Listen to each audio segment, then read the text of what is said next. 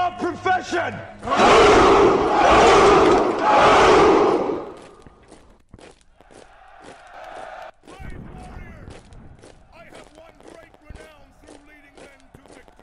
La batalla de Iwo Jima tuvo lugar en 1945, durante los últimos meses de la Segunda Guerra Mundial.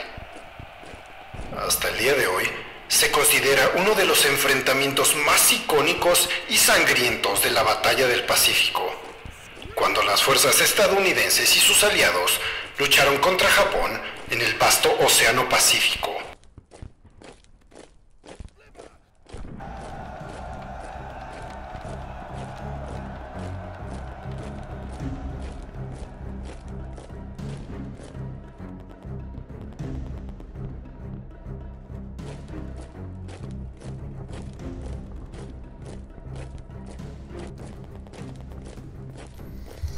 Buenos días, buenas tardes y buenas noches tengan ustedes, mis queridos podescuchas. Y como siempre, saludamos con todo respeto a sus mercedes. Bienvenidos a este su podcast, Crónicas de Guerra, en donde yo, José Jorge Primos, el vikingo mexicano, seré su atento guía a través de este viaje y les narraré historias y anécdotas acerca de fieras y terribles batallas, de personajes que tal vez no conozcas y de eventos históricos tan increíbles que han quedado marcados con sangre y fuego en el tapiz de la historia, convirtiéndose de este modo en leyendas. Y como siempre, pues en esta época de la cultura de la cancelación uno nunca sabe, cabe destacar que en este podcast no glorificamos la guerra ni apoyamos a ningún bando, sino que nuestra tarea es la de realzar el valor, el heroísmo y los gestos extraordinarios de cualquier hombre o mujer que fueron obligados a ensuciarse las manos en una guerra que ellos jamás escogieron. En pocas palabras, denunciamos la guerra y al soldado le brindamos el respeto que se merece. Tras la conquista de las Islas Marianas, a los dirigentes estadounidenses se les planteaba la duda de por dónde seguir. De acuerdo con lo esperado, el general Douglas MacArthur abogaba por invadir las Islas Filipinas, de las que habían tenido que huir en 1942. Pero para el almirante Ernest J. King, comandante en jefe de la Armada, las cosas no estaban tan claras. Su opción preferida era ocupar la isla Formosa, ahora llamada Taiwán. Sin embargo, sus inmediatos subordinados no lo veían así. Para el jefe de la flota del Pacífico, el almirante Chester W. Nimitz, el siguiente objetivo debían ser las islas de Iwo Jima y Okinawa. La segunda era una gran isla a solo 550 kilómetros de Japón, que podía ser utilizada como base estratégica para una futura invasión del archipiélago. Pero en el caso de Iwo Jima, ¿por qué Nimitz la habría escogido para invadirla, si era una isla diminuta? La razón venía desde el cielo. Y ya no nos colgamos más, que empezamos con lo bueno. Estás escuchando Crónicas de Guerra.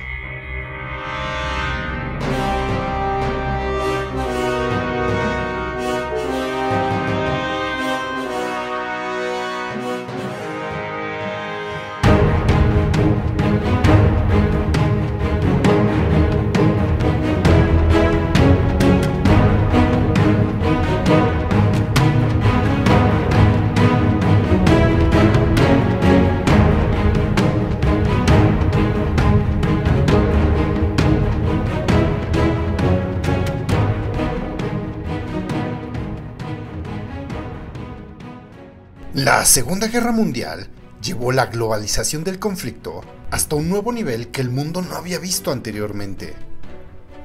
Los estallidos violentos y las batallas se extendieron por todo el mundo, pero el desarrollo principal de la contienda se dio en dos frentes. El frente europeo, dividido a su vez en el frente occidental y el frente oriental, y el frente del Pacífico, donde Japón reinaba con puño de hierro por aire y mar. El desembarco de Iwo Jima, que tuvo lugar el 19 de febrero de 1945, fue una acción estadounidense que buscaba reforzar su presencia y otorgarles una base desde la cual poder coordinar futuros ataques. Verán, muchos fueron los choques que se libraron a lo largo del frente del Pacífico durante la Segunda Guerra Mundial, siendo uno de los más simbólicos el de este episodio, la Gran Batalla de Iwo Jima.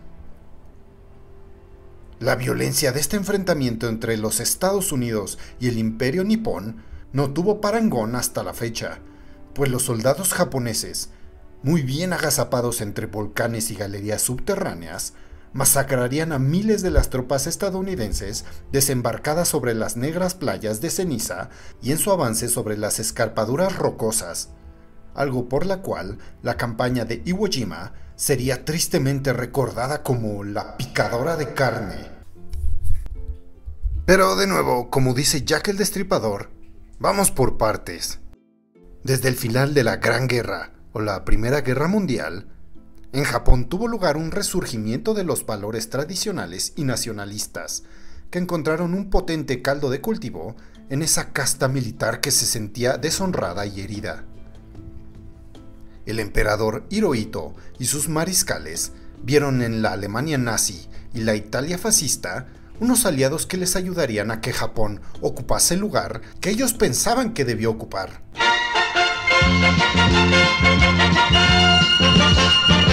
La Segunda Guerra Mundial fue su perfecta oportunidad, y esta les concedió el escenario ideal para mover sus fronteras y su zona de influencia hacia el este del continente asiático, haciéndose con el control del Océano Pacífico y erigiéndose como la mayor fuerza militar de la zona, tanto en el aire como en el mar.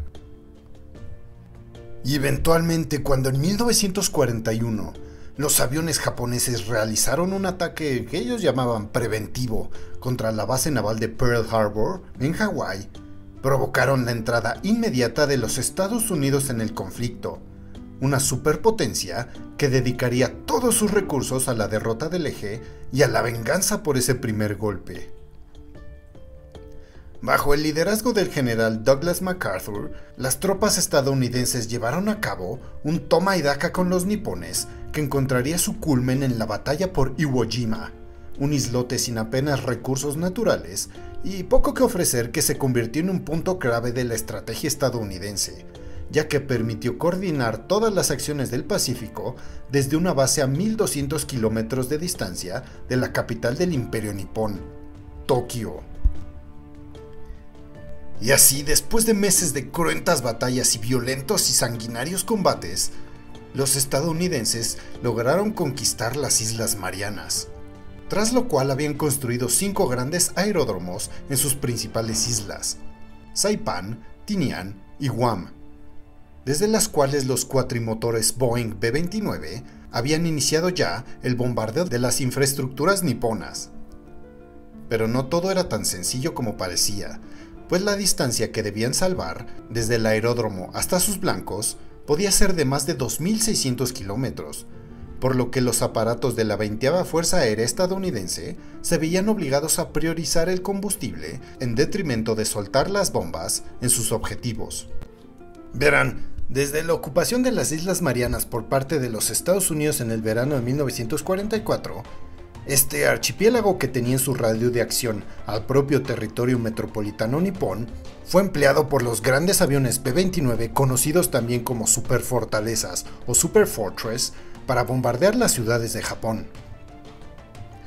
Lamentablemente para los estadounidenses, como el recorrido era de mínimo 5.560 kilómetros, los cuatrimotores no podían contar con una escolta de cazas estadounidenses, y encima tenían que reducir su peso, limitando su capacidad de 10 toneladas de bombas a tan solo 3 toneladas de ellas.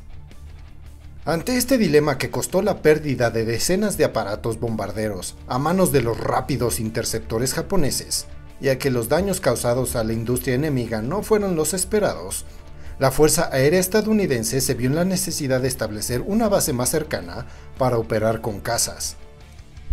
Y fue así que, para el ingenio del jefe de la Flota del Pacífico, el almirante Chester W. Nimitz, la isla de Iwo Jima era la opción más viable.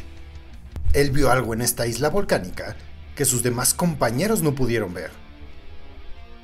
Iwo Jima se hallaba a medio camino en línea recta entre los aeródromos que los Estados Unidos poseían en Guam y la capital del Imperio Nipón. Y además esta poseía un radar capaz de alertar a Tokio con 2 horas de antelación de un posible ataque estadounidense. Y contaba además con 2 aeródromos y un tercero en construcción, desde los cuales, una vez conquistada la isla, estas mismas pistas servirían para que los cazas estadounidenses P-51 Mustang protegieran a sus bombarderos, o para realizar reparaciones de emergencia. Además, Iwo Jima pertenecía a la prefectura de Tokio. Es decir, de alguna manera, aunque no realista, Iwo Jima era territorio metropolitano, y su conquista sería un mazazo para la moral japonesa. Y así, por fin, el 13 de octubre de 1944, la Junta de Jefes de Estado Mayor autorizó a MacArthur a desembarcar en Luzón y a Nimitz a invadir Iwo Jima y Okinawa. La tarea de ocupar la pequeña isla del archipiélago de Ogasawara correspondería a los 70.000 hombres de las divisiones tercera, cuarta y quinta de los Marines. El nombre clave de esta operación sería Operation Detachment. No obstante, esas mismas consideraciones habían sido también tenidas en cuenta por el mando nipón. Los japoneses esperaban el ataque estadounidense y estaban sumamente preparados. Verán, la inhóspita Iwo Jima, también llamada como la isla de ceniza, debido a su carácter geológico volcánico con lava seca, fino polvo gris y capas de azufre mezcladas con arena que contrastaban con las azules aguas cristalinas del Océano Pacífico, y estaba catalogada como parte administrativa de la prefectura Aoken de Tokio, era una isla alargada de tan solo 22 kilómetros cuadrados, con 7 de largo y un máximo de 4 de anchura, dominada en uno de sus extremos por el monte Suribachi, de 168 metros de altura, que cubría las pocas playas aptas para un desembarco. Esta isla estaba poco poblada, y su principal desventaja era la carencia de agua potable, pues la poca que había estaba contaminada por el azufre y solía producir diarrea.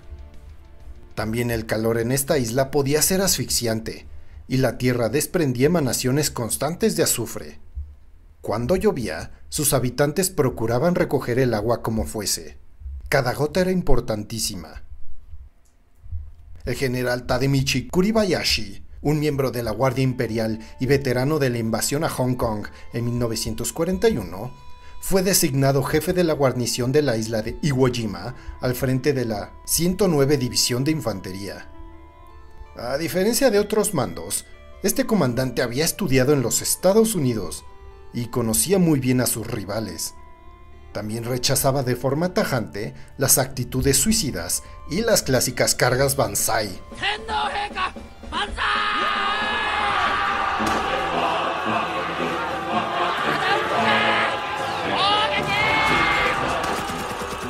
Que solo malgastaban recursos humanos a cambio de no causar pérdidas significativas al enemigo.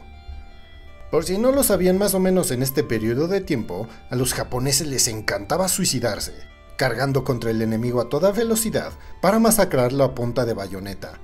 Pero lo que comúnmente pasaba es que a estos soldados japoneses los despedazaba la artillería enemiga y los nidos de metralletas. En fin, a raíz de este pensamiento innovador, el general Kuribayashi optó por aplicar una acertada estrategia de guerra de guerrillas, con la pretensión de mermar poco a poco a sus adversarios, corriendo el mínimo riesgo mediante la construcción de infinidad de fortificaciones, búnkers, casamatas y todo tipo de obstáculos. De hecho, todas las grietas y recodos del monte Suribachi fueron dotados de piezas de artillería y emplazamientos de ametralladora apuntando hacia las playas, al tiempo en el que se fijaron trampas en los barrancos y gargantas. Se minaron los caminos para obstaculizar el tránsito de los tanques, y bajo el subsuelo se erigió una auténtica ciudad debajo de la superficie, consistente en un extenso complejo de galerías, túneles, almacenes y pozos de agua dulce que se alimentaban con frecuencia de la lluvia filtrada entre las rocas. Y de hecho, como los japoneses sabían que el principal objetivo de los Estados Unidos iban a ser los 3 aeropuertos de la isla de Iwo Jima, en concreto el aeródromo número 1 junto al monte Suribachi, el aeródromo número 2 en el centro y el aeródromo número 3 en la vertiente centro-norte. Kuribayashi optó por ignorar dichas infraestructuras para utilizarlas a modo de cebo, y de ese modo concentrarse en fortificar el resto del territorio insular. Y así fue como 1100 civiles japoneses terminaron sus labores como obreros en el levantamiento de las defensas, y casi de inmediato fueron evacuados a Japón para acto seguido pasar el resto de la guarnición nipona a ocupar sus puestos. Se trataba de 14.500 soldados y 7.000 marineros repartidos en unidades muy diversas, como la segunda brigada mixta del oficial Sada Suesenda, con 5.200 hombres venidos de Manchuria, el 145 regimiento mixto independiente del coronel Masuo Ikeda, con otros 2.400 hombres, y los 40 tanques Gado del 26º batallón blindado del coronel Takeichi Nishi, así como otras unidades menores procedentes de Japón e incluso de las islas Bonin, entre las que estaban el 27º Regimiento de Infantería Mixta del oficial Tamachi Fujiwara, la brigada de artillería del coronel Chosaku Kaido, las baterías de cohetes del capitán Yoshio Yokohama, el destacamiento naval del contraalmirante Toshinosuke Ichimaru, la fuerza de guardia naval del capitán Samaji Inoue, la fuerza operativa del capitán Takeji Mase, la compañía de ingenieros del teniente Narisama Okada, la compañía de transmisiones del teniente Shigeru Arioka y la comandancia del monte Suribachi del capitán Kanahiko Atsushi. Para esta decisiva batalla, Japón aproximadamente reunió 21.060 efectivos, 40 tanques y 800 cañones. Y del otro lado, a pocos kilómetros de desembarcar, los Estados Unidos había reunido por lo menos a 100.100 efectivos, así como a 170 navíos, entre los que había 12 portaaviones, 16 acorazados, 19 cruceros, 76 destructores, 9 cañoneros, una corbeta, 2 portahidroaviones, 10 petroleros, 24 cargueros y un buque de reparaciones. La batalla parecía completamente ganada para los estadounidenses, por lo menos en número de efectivos. Tenía una superioridad numérica de 5-1, eso contando solamente a los soldados, porque en ese momento en Iwo Jima ni siquiera se asomaban navíos de guerra japoneses. Los soldados nipones de la isla de la ceniza estaban completamente solos. Ellos tendrían que arreglárselas para defender sus posiciones de la abrumadora superioridad numérica de los estadounidenses. La situación era tan desesperada que, consciente de su misión y totalmente realista, el general Tadamichi Kuribayashi escribió a su esposa: "No esperes que vuelva". Su plan consistía en dejar avanzar al enemigo hasta el aeródromo de Chidori para atraparlo entre las defensas interiores, y una vez atascado allí, contraatacar. A Kuribayashi, contrario a otros almirantes y generales, sí le importaba mucho la moral de su tropa. Él fue uno más entre sus hombres. Comía las mismas raciones y bebía una cantimplora de agua al día, e incluso dormía en un catre de campaña. Su pérdida de peso pronto se hizo evidente, pero su actitud sirvió para extender su ejemplo a los demás oficiales. Cada día se le veía pasear apoyado en un bastón, señalando aquí y allá los puntos débiles del entramado. También hacía recitar a sus subordinados un decálogo, los valientes votos del combate, cuyo primer punto era: "Defenderemos la isla hasta el final de todas nuestras fuerzas". Kuribayashi sabía que no podía vencer, pero decidió vender cara a su derrota. Su objetivo final sería desangrar a los Marines estadounidenses, matar a todos los que pudiera y desmoralizar a su atacante. El 8 de diciembre de 1944, Iwo Jima sufrió su primer gran bombardeo aeronaval, que se prolongó de forma ininterrumpida durante 74 días, aunque con escasos resultados. El 11 de febrero de 1945 aterrizó en la isla el último aparato desde Japón. Oficialmente, el 16 de febrero de 1945 comenzó la batalla de Iwo Jima, cuando se presentó en las Islas Vulcano la 56ª Fuerza Operativa de la Flota estadounidense. Y así, con efecto inmediato, los 5 acorazados USS Arkansas, USS Texas, USS Nevada, USS Idaho y USS Tennessee iniciaron un intenso bombardeo con sus grandes calibres sobre la superficie de la isla de Iwo Jima, antes de que sobre los aeródromos y los volcanes cayeran toneladas de bombas arrojadas por una formación de cuatrimotores B-29, procedentes de las Islas Marianas. A las 24 horas posteriores del bombardeo aeronaval sobre la isla de Iwo Jima, el 17 de febrero, el crucero USS Pensacola cometió la temeridad de aproximarse demasiado al litoral meridional, por lo que tras ser localizado por la artillería japonesa emplazada en las cuevas del monte Suribachi, recibió 6 cañonazos que dañaron a la nave y provocaron entre el personal de marinería un total de 137 bajas, entre 17 muertos y 120 heridos. Y como no aprendieron, al poco tiempo, un grupo de 6 cañoneros también se acercaron peligrosamente para también ser víctimas de nuevos proyectiles, uno de los cuales impactó y hundió al cañonero USS LCI-474, que se fue a pique con 76 tripulantes fallecidos. Desde que la flota estadounidense sitió a la isla de Iwo Jima, los dragaminas se dedicaron a barrer los artefactos submarinos y trampas explosivas en todo el litoral, a la vez que sus buzos aseguraban las rutas marítimas hacia las playas, desconectando detonadores sumergidos y retirando otros obstáculos.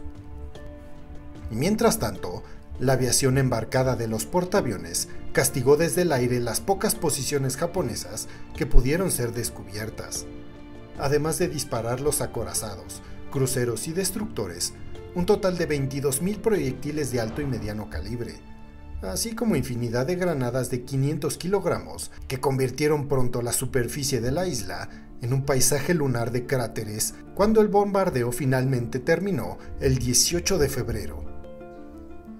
Finalmente, a las 6:30 de la mañana del 19 de febrero de 1945, los soldados del Cuerpo de Marines comenzaron a descender por las redes de sus buques para subir a bordo de las barcazas y lanchas de desembarco. El momento había llegado. Aprovechando que hacía un sol radiante, la brisa era ligera y la mar estaba en calma, la primera oleada, constituida por 68 embarcaciones del modelo LVT, se aproximaron a la isla de Iwo Jima bajo la cobertura de un fuego preliminar de la aviación embarcada que con cazabombarderos Hellcat y Corsair arrojaron bombas, cohetes y napalm, antes de que 7 acorazados, 2 cruceros, varios destructores y 6 cañoneros bombardeasen a 225 metros de distancia las faldas del monte Suribachi. Ya en torno de las 9 de la mañana, las 68 barcazas LVT alcanzaron la denominada Playa Verde, la Playa Roja y la Playa Amarilla, desembarcando así a la primera oleada del Cuerpo de Marines. Con rapidez, los soldados norteamericanos se apoderaron de la orilla y escalaron los bancos de la fina arena gris que se elevaban de entre 4 y 5 metros de altura. Para sorpresa de los estadounidenses, nadie salió a recibirles, ni recibieron disparos por parte de unos japoneses que nada más no aparecían. Por lo que, con relativa facilidad, durante los minutos siguientes, fueron viniendo nuevas oleadas y material bélico, que pronto saturaron el litoral, así como 12 tanques anfibios LSM que fueron depositados a las 9:44 de la mañana.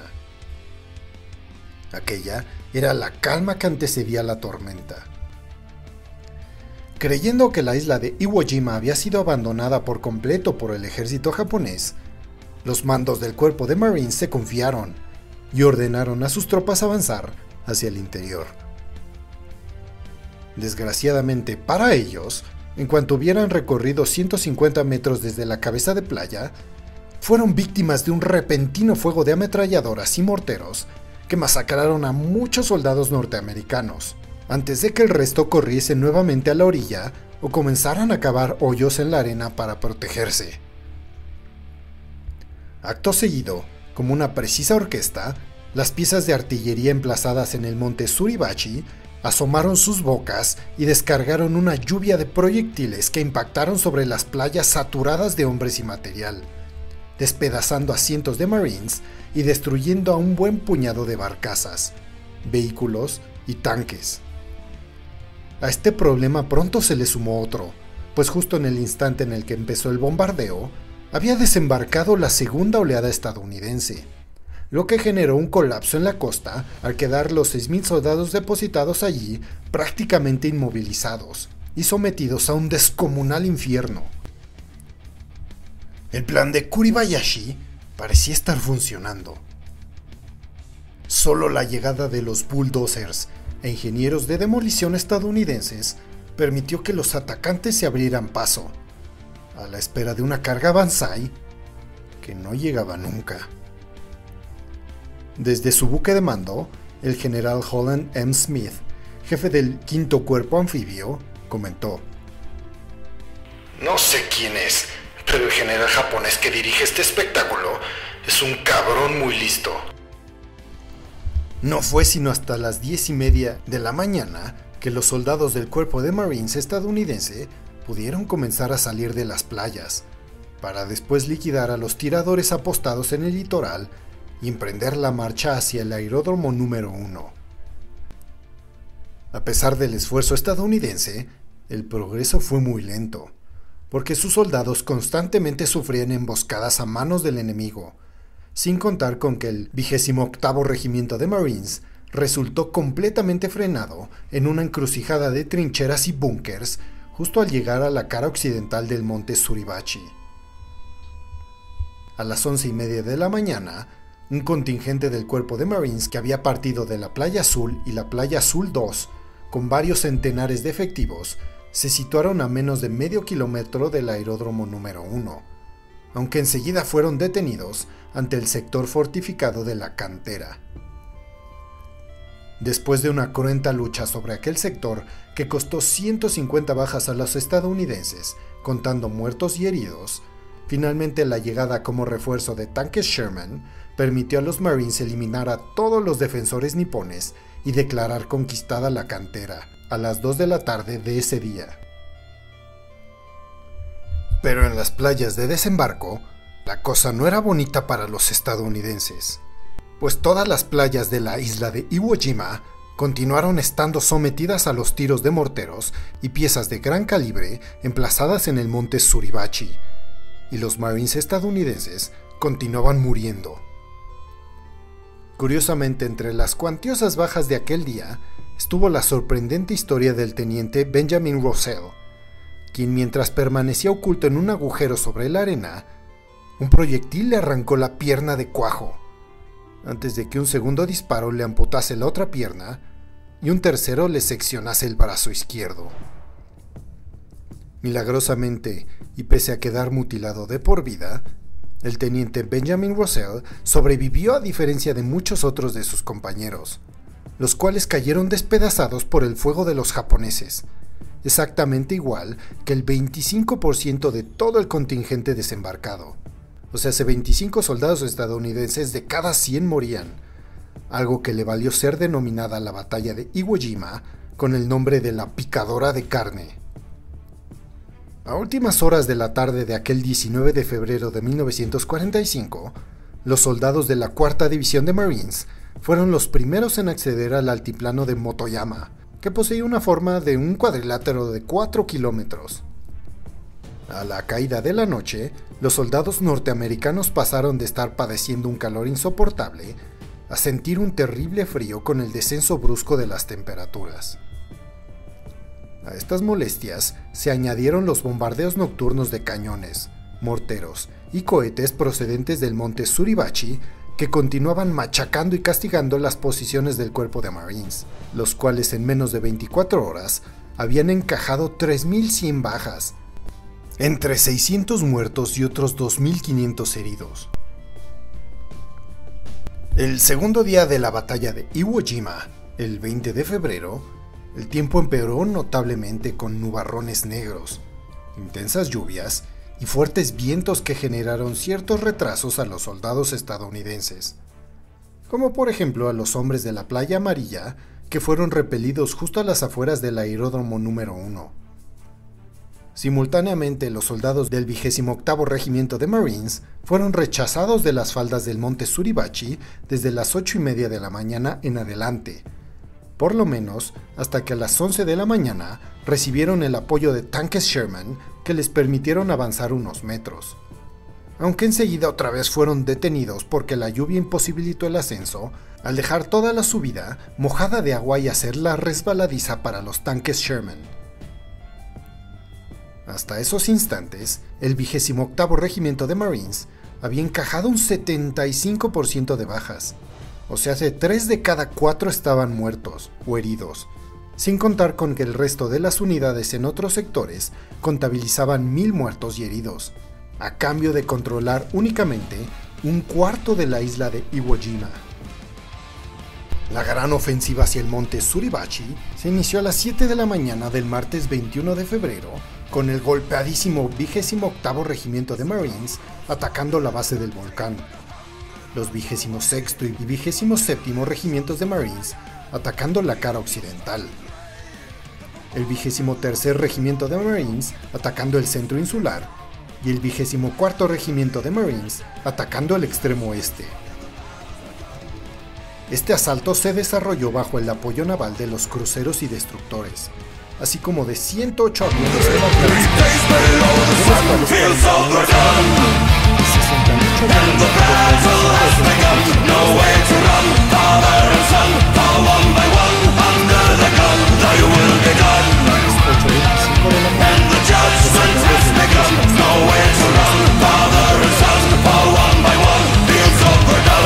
ganar unos 900 metros de terreno y apoderarse de la costa de Punta Tobishi, al tiempo en el que por el norte el volcán fue rodeado y sitiado por el 28º Regimiento de Marines. Para este momento, los estadounidenses habían destruido los cañones pesados del Suribachi a base de napalm y bombas convencionales, aislando el volcán del resto de la isla. Viendo la desesperada situación, su defensor, el coronel Kanehiro Atsushi, al mando de unos 1.200 soldados, pidió permiso para realizar un temido ataque Banzai. Pero el general Kuribayashi ni siquiera se molestó en contestarle. Él había pensado que la montaña podría resistir al menos 10 días, pero al segundo día de batalla ya se estaba desmoronando. Pero justo cuando más lo necesitaban, la suerte les sonrió brevemente a los nipones. Al atardecer de aquel 21 de febrero, aviones de la Fuerza Aérea Imperial Japonesa, procedentes de la isla Hachikojima, aparecieron sobre la isla de Iwo Jima y se abalanzaron contra la flota estadounidense. Aunque los cazas embarcados Hellcat y Corsair derribaron algunos aeroplanos enemigos, 3 cazas Zero atravesaron la pantalla de defensa antiaérea y en un ataque suicida kamikaze impactaron sobre el portaaviones USS Saratoga, uno destruyendo el hangar, otro rajando la banda de estribor y el último explosionando sobre la pista, pulverizando así a varios aviones embarcados, lo que obligó a la nave a retirarse en dirección a los Estados Unidos tras haber quedado completamente fuera de combate y haber encajado a 123 tripulantes muertos. Inmediatamente otros kamikazes de la Fuerza Aérea Imperial Japonesa atacaron sin piedad a la flota estadounidense anclada en la isla de Iwo Jima, como el torpedero Nakijima B-6N, que impactó y averió seriamente al dragaminas USS Keokuk, matando a 17 marineros y destruyendo sus cañones de 20 milímetros, así como los otros 2 aparatos nipones que causaron daños en el portaaviones USS Lunga Point y en la lancha de desembarco LST-477. Sin embargo, la peor parte de toda esta escaramuza se la llevó el portaaviones USS Bismarck Sea, cuando un bimotor Mitsubishi G4M Betty atravesó su casco de parte a parte y estalló en el interior del hangar, provocando que este zozobrara y a continuación su rápido hundimiento, con la consiguiente muerte de 218 tripulantes. Apenas 3 días, la batalla de Iwo Jima ya se había cobrado la vida de miles de hombres, y esto no había hecho otra cosa más que empezar. Y con esta nota tan alta terminamos el episodio de hoy. Pues si decidiéramos comprimir toda la batalla de Iwo Jima en un solo episodio, no sé, nos tardaríamos 2 horas, 3 horas, 4 horas. Y lo que menos queremos, mis queridos podescuchas, es matarlos de aburrimiento. Así que sintonízanos la próxima semana para escuchar la segunda parte de esta historia, la picadora de carne, la batalla de Iwo Jima.